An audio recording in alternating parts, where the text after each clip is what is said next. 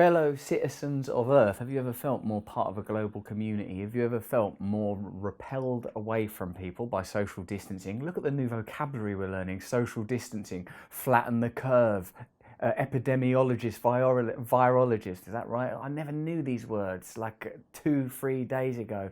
My own personal trajectory from glib and dismissive to I might be able to use this as an excuse to get out of things I don't want to do, to this is a serious catastrophe.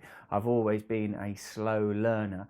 Has there been anything in living memory simultaneously so big and so small? Of course there's been disasters, earthquakes, tidal waves that have caused more fatalities and in some ways more damage. Also there's been cataclysmic events like 9/11. But has there been anything simultaneously so big and so small, so globally big that whether you're in Kenya or Australia or England or Spain or California, you're going to be affected by this, but so small that you have the experience of being in a supermarket or looking at your own bank balance? I'm aware that I'm in a privileged position comparatively, but that hierarchy of privilege is a broad and long spectrum. Please God, countries without adequate healthcare are exposed to these risks. What I'm primarily interested in, given that I'm not a medical expert, a mathematician, a virologist, an immunologist, or any of the other things, is the social, psychological, and spiritual impact of a truly global phenomena. Some of the things that I wanted to talk about with you include the herd immunity idea and its detractors, the fact that we are going to be governed by people at a time when there's an incredible lack of trust in government. In a sense, the reality, even as we understand it as lay people, is, oh, this is a highly contagious thing. It's having a massive economic impact. No one knows what to do because it's to a degree unprecedented. And we have got to work out the distinction between necessary centralized power around medicine, law and order, justice, distribution, and the necessary localized power that's been so neglected. One of the things I've been thinking about is how exposed we are to abstract systems. I mean, I know economics is real. Like if suddenly everything that I own was suddenly wiped with a sort of the pressing of a button, which suddenly seems plausible, I would consider it real. But we have airlines that can't contend with the ethos of their own system. Like airlines are asking for bailouts, and do we want to live in a world where there are no airlines? Well, that's another question. Suddenly it seems that there is a question mark over the idea of essential travel, non-essential travel, the kind of like adjustments that ecologically minded people have been considering for a while are now being imposed, self-imposed, self-isolation. Like most of you, I've got people that I'm directly concerned about. Like my mother can't get this. I've got other family members that can't get this. It's an extraordinary time. It's an extraordinary time. The things that I'm most interested in is what can we learn from this? From a program perspective, as a man that lives with a program, the way that these things must be approached, I'm talking about for my own psychological survival, but I reckon it's analogous to sociological and even global survival, is 1, the acknowledgement of a problem, 2, the belief that a problem can be solved, 3, that the problem can't be solved individually but perhaps can be collectively, 4, that we need to really understand it, inventory it, share information and trust experts in individual fields. And I don't just mean individual fields such as medicine and immunology. I mean other fields, sociological, behavioural. Think about how many of the impositions that are being discussed are behavioural. Like in the UK, for example, we don't want to impose gathering restrictions yet in case people have fatigue. I'm fatigued of not getting coronavirus now. As that letter to the government from that body of scientists said, what's the data that suggests that there will be behavioural fatigue? What's the data that suggests that this is a good way of flattening out the curve? In Italy, at the time of recording this, there'd been a 25% increase, and Italy are further down the narrative line than we are. That's with the assumption that there is one narrative line. The information is coming so quickly. The changes are happening so rapidly. What I'm most curious about is the way that it challenges our ideas about community, economics, social economic systems that clearly can't hold themselves together. It seems like, did you watch the Bill Gates TED talk where he says, like, looking at when he looked at Ebola and SARS and said, if there's another global epidemic, this is what it might look like, and we should have preparatory measures in place the same way as we would militarily for conflicts. We've got trained armies, etc. It poses some interesting questions about biopolitics. The thing that I return to is the idea that we are out of touch with nature, our own nature, and nature more broadly. That for hundreds of thousands of years we lived as hunter-gatherers in groups of 75 to 150 people, and our closest relatives in the primate world split at around 200.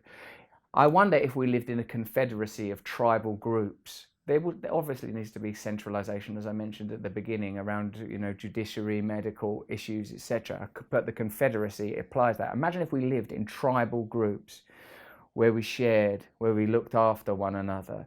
It seems like this is like the echoes of our origins are being heard on the wind, are being carried microbiologically. You can't live in abstract economic systems. You can't just do what you want. You can't limitlessly consume.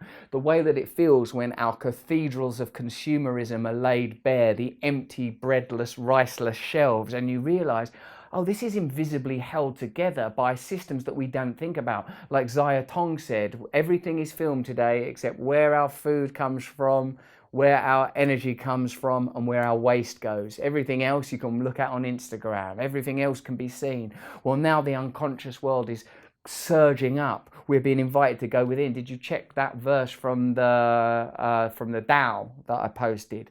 It's like, in ancient wisdom, these things are understood. Whilst this is unprecedented for civilizations of this civilization, this is somehow deeply understood in the areas of expertise which must be granted preeminence along with the areas of expertise in medicine and science, which must be heralded, must be heard, must be listened to. We must listen also to the ancient wisdom. We must listen to the truth within. What are we being shown? What are we being taught about what is important to us, about who we can trust, about what values we have?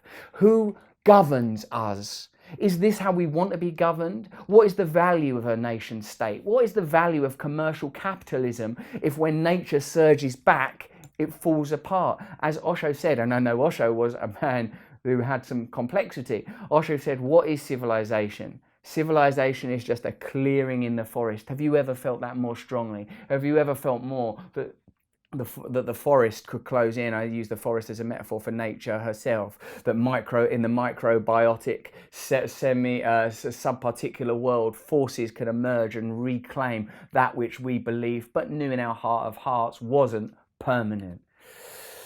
Some interesting things that I've observed. The herd immunity policy seems to be somewhat driven by kind of sort of the social Darwinistic survival of the fittest methodology, reliant on self-isolation, which is like a peculiar thing. Like what? We're just going to rely on our nans and granddads and people with respiratory conditions to sort of self-isolate while 40, 50, 60 million people contract this thing, develop a herd immunity for which there is no precedent as far as I understand because it's a novel virus, and hope that those vulnerable people don't catch it.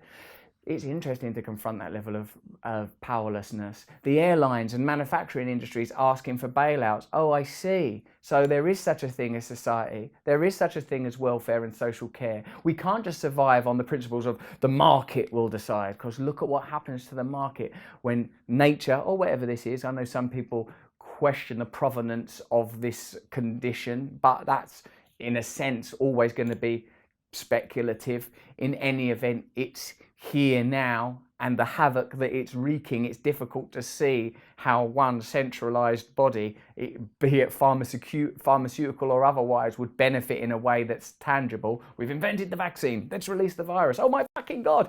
Difficult to imagine how that idea would work. More important, I think, is the acknowledgement that, oh wow, we're all connected to one another. We need to look after one another, whether it's airlines or individual people that can't take care of themselves. An airline asking for a bailout is exactly identical as an individual person saying, I can't look after myself, my mental health or my physical health isn't good enough for me to work. Aren't we all connected? How are we allowing this? Because, see, the argument against welfare has always been, no, if you want to survive, you've got to survive in these systems using your moxie, your canniness, your ability to survive. Well, look what happens when a society receives a moment of crisis in the same way that many individuals already have done. You have to ask for help. You have to suspend the rules of the game of capitalism and ask for help. Lessons to be learned there. Who is not inspired by Jurgen Klopp's philosophical attitude to Liverpool's first title in 30 years? That football is the most important of the least important things. It's not worth one single person getting sick. Wouldn't you rather have Jurgen Klopp running the country, whatever country you're in, than the person that currently runs your country? What a guy, Jurgen Klopp. Who would have thought, you know? And like football is important, and it's an interesting rupture in the system. It's interesting. Oh no, football is just imaginary. It's just a game with rules that, you know, a snap of the fingers, it's over. How many other social systems are similarly held together in the conceptual mind? I would argue there are many economic ones. Where the panic lands, is it toilet rolls or is it guns? Look how primal our instincts are. Look at what we fixate on when it comes to crunch time. My contribution to this conversation is simply, what is it that can be controlled? What can we learn from this? How can we go within? How can we accept this changing world? How can we deal with the grief and mourning of this rapidly changing situation? None of us know if in 3 months or 6 months or 9 months things are going to settle down. None of us know what's going to happen in China when social distancing laws are removed. We don't know the uncertainty of this, and yet we never knew. I urge you, check that verse 80 of the Tao, where with ancient prophecy they talk of now, where they say the ever-changing world, always changing, always altering. If you have no relationship with the deep voice within, this is going to be difficult and challenging. I'm like you, I'm feeling the same thing. Some degree of fear, but wisdom fear, hopefully, rather than neurotic fear. Neurotic fear, hoard toilet rolls. Wisdom fear, wash your hands, stay awake, stay aware. Think about how you're going to reorder your life. Think about how you're going to be economically impacted. Think about what your values are. I'm there like you. I don't have any answers. The only thing that I have any certainty around is that now more than ever, we must look inside ourselves and in relationship behave honorably and with integrity and grace towards one another. I'm going to continue to do these videos on the global, individual, sociological and spiritual impact of coronavirus. Subscribe here to the YouTube channel. You know I do that podcast on Luminary. If you want it, I'm going to try and put out content whenever I can. I hope you are okay. If you have questions, stick them in the comments below. If you have comments, stick them in the questions below. And wow, look after yourself, and let's accumulate knowledge together and distribute power as best we can. Power is information.